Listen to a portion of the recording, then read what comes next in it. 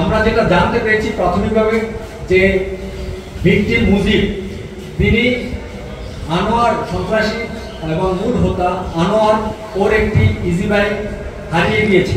সেই ইজি বাইকটা ভিকটিম মুজিব ৫,০০০ টাকা দিয়ে ছাড়িয়ে নিয়ে আসছে, কিন্তু হত্যাকারী আনোয়ার এবং তার ভাই তারা মিলে ওই ইজি বাইকটা আবার ভিকটিম মুজিবের কাছ থেকে জোর করে নিয়ে যায়, বাট ভিকটিম মুজিবকে ৫,০০০ টাকা দিতে অস্বীকার করে। তো ভিকটিম মুজিব যখন এই ৫,০০০ টাকা আবার তাদের কাছে বারবার চাচ্ছিল, এইটা নিয়ে বাক বিতণ্ডার সৃষ্টি হয় এবং এক পর্যায়ে মারামারি এবং সর্বশেষ ছুরিকাঘাতে মুজিব নিহত হয়। আর কোনো কিছু বলার আছে? আর এই যে তিন ভাই তারা তো মূলত ইজি বাইকের বিরুদ্ধে কেন্দ্র করে গতকালের ঘটনাটি ঘটিয়েছে, আপনি তো এর আগে বলেছি, আপনি শুনেছেন ঠিকই, তারা ছিনতাইয়ের সাথে জড়িত আছে। তাদের বিরুদ্ধে এক একজনের বিরুদ্ধে একাধিক মামলা আছে, কর্মবাজার থানা এবং অন্যান্য থানায় মামলা আছে। আপনারা মামলা পর্যালোচনা করে দেখলে বুঝবেন যে প্রত্যেকেই ইরান অস্ত্র আইন অথবা ছিনতাইয়ের মামলায় জড়িত।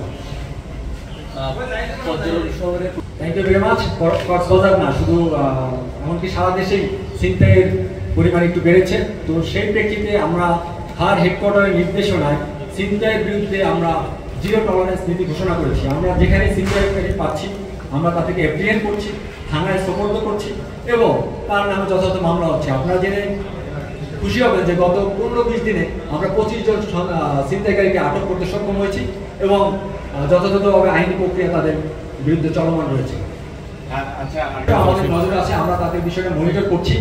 তারা মামলার আসামি, তাদেরকে আমরা পাকড়াও করছি, মনিটর করছি। যখনই তাদেরকে সুযোগ পাবো আমরা আটক করব।